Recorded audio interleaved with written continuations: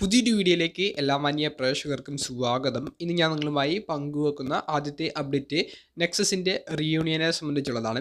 Nexus തിരികെ വരാൻ സാധ്യത ഉണ്ടെന്നുള്ള ഒരു പോസിറ്റീവ് അപ്ഡേറ്റ് ആണ് നമുക്ക് ലഭിക്കുന്നത്.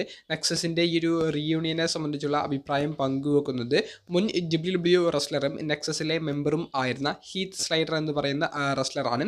ഹീത്ത് സ്ലൈഡറുടെ ഇൻ്റർവ്യൂവിലെ വാക്കുകൾ നമ്മൾ നോക്കുകയാണെങ്കിൽ നെക്സസിൻ്റെ ഒരു റീയൂണിയൻ തങ്ങൾക്ക് ഇതുവരെ ലഭിച്ചിട്ടില്ലെന്നാണ് ഹീത്ത് പങ്കുവെക്കുന്നത്.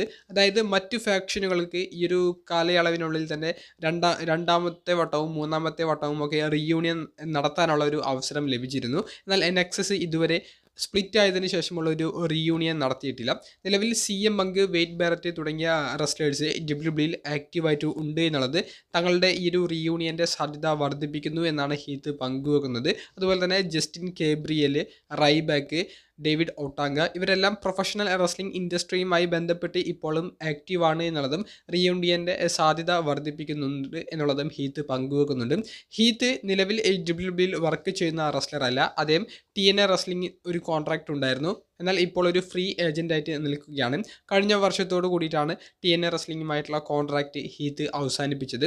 കൂടാതെ WWE ഒരു തിരിച്ചുവരവിന് വേണ്ടി തന്നെ കോൺടാക്റ്റ് ചെയ്താൽ താൻ അത് തള്ളിക്കളയില്ല എന്നുള്ളതും ഹീത്ത് പങ്കുവെക്കുന്നുണ്ട്. അപ്പോൾ ഹീത്തിൻ്റെ ഒരു അഭിപ്രായം നെക്സസിൻ്റെ റീയൂണിയൻ നടക്കാൻ സാധ്യത ഉണ്ടെന്നാണ്. ഒരു കാര്യം കൂടി ഹീത്ത് പറയുന്നുണ്ട്. താൻ ഇത് മറ്റുള്ളവരോട് പങ്കുവെക്കുമ്പോൾ നിനക്ക് ഭ്രാന്താണോ എന്ന് ചോദിക്കുന്നുണ്ട്. അവരോടൊക്കെ എനിക്ക് ഒന്നേ പറയാനുള്ളൂ, ഞങ്ങളുടെ ഒരു തിരിച്ചറിവ് WWEയിൽ എന്തായാലും നടക്കാൻ സാധ്യത ഉണ്ട് എന്നുള്ളത്. നെക്സസിനെ സംബന്ധിച്ചുള്ള നിങ്ങളുടെ അഭിപ്രായം കമൻറ്റ് ബോക്സിലൊന്ന് രേഖപ്പെടുത്തുക. അവസാനത്തെ അപ്ഡേറ്റ് ജിന്ദർ മഹാലിനെ സംബന്ധിച്ചാണ്. നാളത്തെ റോ എപ്പിസോഡിൻ്റെ മെയിൻ ഇവൻറ്റിൽ നിലവിലെ വേൾഡ് ഹെവി വെയ്റ്റ് ചാമ്പ്യനായ Seth Rollins Jinder മഹാലിനെതിരെയാണ് title defend ചെയ്യുന്നത്.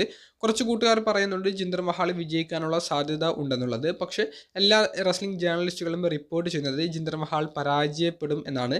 സെത്ത് ടൈറ്റിൽ റീറ്റേൺ ചെയ്യും എന്നാണ് നമുക്ക് ഇതുവരെ ലഭിച്ചിട്ടുള്ള എല്ലാ റെസ്ലിംഗ് വെബ്സൈറ്റ് റിപ്പോർട്ടുകളിൽ നിന്ന് മനസ്സിലാക്കാൻ സാധിച്ചിരിക്കുന്നത്.